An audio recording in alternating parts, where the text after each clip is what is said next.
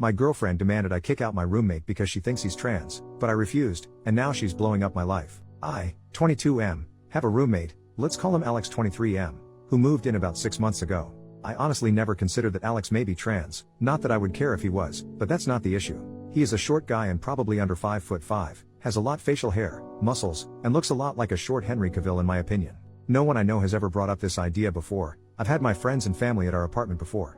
This is really the part that gets to me because my mom is extremely against any gay people, and if she sensed anything was up she would have caused problems right away. Alex and I get along. We're polite but not really friends. He's quiet but super polite, always pays rent on time, helps with chores, and even shares his cooking with me. I appreciate having him around, especially because my last 3 roommates were each their own horror story. The issue came up when my girlfriend, let's call her Sarah 28F, came over one day.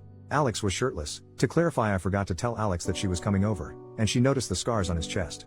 After that she was quiet and short with me her entire stay there. When she got home, she blew up my phone, asking why I had a female living with me.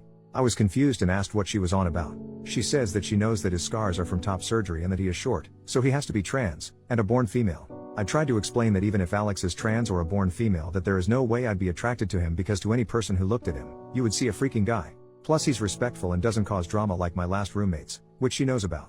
Just to be clear, I honestly still have no idea if Alex is even trans. I googled it, and those scars could be from some other surgery, like heart surgery or gynecomastia. And I really don't have an argument for him being short, but there is a lot of short men. At first Sarah wanted me to just ask Alex if he was trans, which why the heck would I do that, or give her his last name so she can run a background check. I said no to both. Then she said this was a violation of trust and that if I didn't either find out if Alex is trans, and kick him out, or just kick him out that she would have to reevaluate things. Basically threatening to break up. I said I don't do ultimatums and that we're done. Since then, she's been messaging me every single day for over 2 weeks, even after I blocked her on everything because she wouldn't leave me alone, pissed that I wouldn't do this small thing for her. She ranges from, "Are you screwing him?" to "Let's just talk, and why can't you at least give me closure and ask him?" to the most recent her telling our mutual friend about the situation. Our friend wants nothing a part of this shit show. I didn't feel bad at first, but after talking about it online, I've had some people say I should have just asked my roommate if he was indeed trans just to keep the peace, or that I shouldn't have essentially picked my roommate who I've only had for about 6 months over my girlfriend of 5 years. I wonder if I'm being unreasonable. I legitimately do not see how any straight dude could find Alex attractive, personally, but maybe I should have done something just to keep the peace. Edit to answer some questions. Same day, did you break up with her? Yes. During the text conversation we broke up. I always told her I had one rule, that I don't do ultimatums. If she were to say choose so and so or me, that I would leave. I put up with a lot of shit, verbal and physical, but I don't put up with that kind of bull crap. Ages? I was 17 and she was 22 or 23 when we got together. It's been a long time, so I'd have to look back to make sure. But yeah, I was for sure 17. We got together the day I turned 17, our anniversary is my birthday. We couldn't get together before then because of the age of consent in my state, which I get now is really messed up. I don't know if it helps, but we have known each other our entire lives. My mom is her mom's best friend. When my mom worked, I would go over to Sarah's mom's house so I wasn't alone.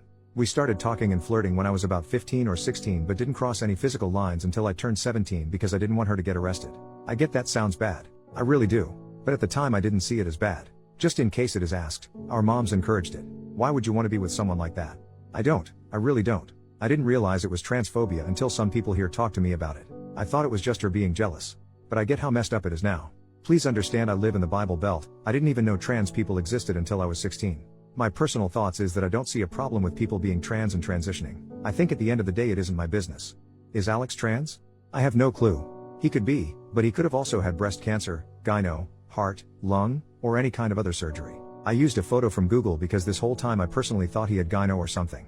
But it's not my business. Is Alex safe? I'll talk to him when I get home and then talk to my landlord. I will change my gate code and also have her removed from the allowed guest list and also ask my landlord to not let her in personally. She hasn't been too violent of a person in the past, but I also didn't know she was this insane in the past either. Was there abuse? I feel like this has been kinda implied in some questions. I don't know. Has she insulted me? Yes. Has she been physical? Yes. But nothing crazy. Slapping, pushing, shoving, but never anything like punching or drawing blood. The photo? The photo is not actually Alex. I searched Google for gyno surgery photos and then found a Reddit post talking about it. I used it as a reference for what I mean. Scarring under the chest and around the nipple area. I definitely wouldn't actually post a photo of Alex here, censored or not. I'm sorry for confusion. Why didn't you ask Alex about his scars? I have a few reasons. I personally wouldn't like it if someone asked me. Second, my mom has scars all around her body for different reasons and gets livid if you ask her about them. Third, probably the one that confuses people the most, I didn't really care enough to ask. I was curious but not, I just thought and then went on with my business. Small update, next day, I talked to Alex. I got advice saying to be upfront and tell him what's up completely, hide the trans part, and that I just shouldn't tell him. I don't know if this was the right thing, but I just told him, because once I was face to face with him I couldn't really help but do it. To clarify, I did not ask him about his scars or mention that specifically. I said my ex-girlfriend was under the impression he was a trans person, made sure to say I didn't care if he was or wasn't, and that I broke things off, changed the gate codes, put her on the do not let in list, all that drama. Before even saying anything, he asked if I was okay. Like I said, he is a chill dude. He also not so subtly asked the same questions that a lot of comments asked, essentially if I was in an abusive situation. I told him I don't know, but whatever kind of situation it was, it's over. The thing that really kinda messed with me is that he called me his best friend. I regret not saying we were close in other comments. I realize now we have different definitions of close because he is introverted and I'm not at all. We talked about irrelevant stuff for a while and then the question came up, would you care if I was trans? To summarize things, yes, Alex is trans mask. He had top surgery when he was 19 and has been on hormones since he was 18. He even has a tattoo with the date he started testosterone. While the idea that he could have been a dude with gyno, cancer, or something else is completely reasonable, it just happens that Alex is trans. And I don't care about that, Alex is Alex. I did show him the post and got permission to update things. I would not have otherwise. He is also roaming this post somewhere, but probably won't comment. Notes, Alex is going to help me out with finding some low-cost or pay scale therapy because he personally hasn't heard good things about the college's therapy services. Like everyone else has said, yes, it was abuse. I see that. I will also hold higher standards for myself in the future. Alex sent me the information for the therapist he sees and I'll contact them in the morning. The landlord knows there is a domestic incident and I trust him when it comes to making sure my ex doesn't show up. The do not allow list was made in mind for this reason. I am not ready to talk to my mom about this, but I hope with some therapy and time I will be. She knows something is going on, but she believes this is a break and not a breakup. Sorry if this sounds like rambling, it is. This has been a rough couple of weeks, my brain is fried and I'm tired. Keep in mind, I'm still a full-time student during this. I also have to keep my grades up for my grants, scholarships, government aid, etc. I do read all comments, even the not so good ones. I will try to respond more before I sleep tonight, but just know even if I don't reply, I have read it. I appreciate all the advice, kicks in the rear, and the sympathy. A side note, I have seen a lot of trans people comment on this post and I have had a few reach out to me in private. I am thankful for your comments as well. It has brought to my attention how tough things are out there because I honestly felt what I did was the bare minimum and not worthy of praise because it should just be expected. But I see that it is being praised for how low of a bar there is when it comes to human decency towards you, and I'm sorry for that and hope things get better. First official update, 2 days later, I talked to the therapist Alex recommended. Normally I would be on the wait list until January, but due to the situation the therapist referred me to one of his associates and I'll be seen as early as next week. I also was recommended to attend a domestic violence support group that gathers once a month. I was originally not going to go because the idea was uncomfortable as hell, but Alex said he'll go with me so at least I'll know someone there and we can leave if it's too weird for me. My mom is aware of the breakup, and she is not too happy. I did not mention the trans part. I said that Sarah was being controlling and I didn't want to put up with it anymore. Got the usual, that's a normal part of any relationship comments, but I stood my ground. My mom seems to be under the same delusion as Sarah that this is a small argument or something and we will get back together. But that is absolutely not happening. I don't really talk to Sarah's mom, so I don't know her thoughts on the matter. The landlord is aware of the situation and will not let Sarah in, should she try to show up. If you don't have the gate code, you have to go to the main office and the employee, landlord's son, will buzz the person in if they are on your accepted people list or call the tenant and ask if they aren't on the list. If the individual is on the do not let in list, especially if it involves a criminal matter, they will be asked to leave. If they don't leave, then it becomes trespassing.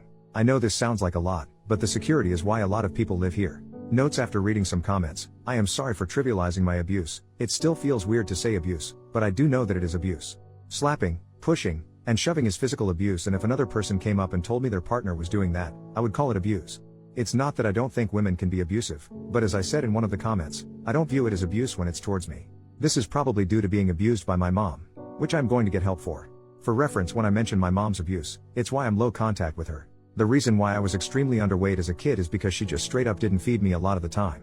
CPS got called a lot, but never did anything. They also didn't take any claims by my teachers that I was being abused as creditable because there were no marks or bruises, which has warped my view on abuse.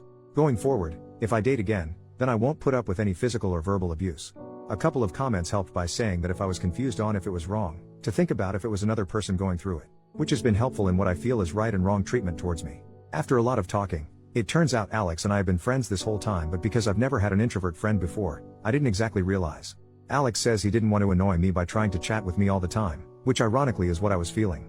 Now we're going to hang out more and he is trying to get me to join the D&D game he is in. Thank you for reading my giant block of text. I'm grateful for all the comments, regardless if they are good or bad.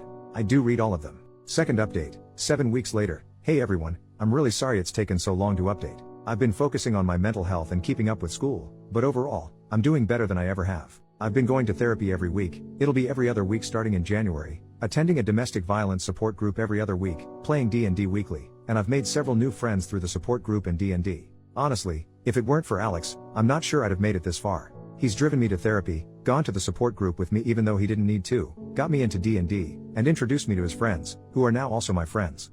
As for Sarah, who I regret giving that fake name because one of my new friends has the same name, she's in jail. After my initial post, Sarah tried to show up at my apartment, but because she was on the do not let in list, she wasn't allowed in. Instead, she waited for another resident to open the gate, ducked behind their car, and tried to sneak in. She was caught immediately, and the landlord called the police to issue her a formal trespass notice. After that, I began the process of getting a PPO, personal protective order. A week later, Sarah was arrested on charges unrelated to my apartment. She was arrested for trespassing, after warning, resisting without violence, and disorderly conduct. She's currently in jail, awaiting her court date. It's likely not going to go well for her since she was already on probation for a second DWI/DUI, and one of the conditions of her probation was to not break the law. How do I know all this? A mutual friend posted it on his Snap story. More good news, my PPO was approved on Monday. It took too long in my opinion, but whatever, it's finally done. Now, for some difficult news, I'm officially no contact with my mom. I know, logically, this is the right decision because she's not a healthy person, but it still hurts. After talking with my therapist and in support group, I realized that my views on healthy relationships and abuse were really warped, especially by my mom. I know some might say it's important to forgive her or at least give her a chance to change, but I just can't. I can't bring myself to forgive her. She neglected me as a child, physically and verbally abused me into adulthood, and even encouraged me to date an adult when I was a minor. After reflecting on everything, I also can't bring myself to say I love her. I realize I only felt that way out of obligation and pity. My mom was taken advantage of when she was a minor, which led to her pregnancy with me, and I do feel bad for her. But instead of seeking help, she chose not to. Now, I'm using her as a reverse moral compass. Whatever she did, I now try to do the opposite. This Christmas, I'm spending time with Alex and his family, which I guess is now also my family. I'm really thankful for the continued support from all of you, and I'll try to provide more updates moving forward. Relevant comments. Commenter, I am really happy for you. I know this is an odd question, but are you and Alex just friends or? OP. Admittedly, I don't know how to answer this properly and I don't even know if I want to answer it. While almost all of the comments on the initial post were overwhelmingly positive, there were some negative comments who teased that I must like Alex or something. It also felt upsetting because it was implying that I only did the right thing because I must have had feelings or must have been screwing Alex. But on the other hand, I'm not ashamed of Alex and shouldn't let those negative comments control me. I'm just going to say it here, and if anyone says anything disrespectful then I just won't respond. Very recently, as of a few days ago, I am now dating Alex. At first, we joked around about us pretending to get together despite my ex, but then it became less of a joke. Sexuality-wise, I'm not sure where I'm at. I realize now I didn't exactly find my ex attractive romantically or intimately. I mistook platonic, almost familial love for something else, plus I was being pushed to date her from the start.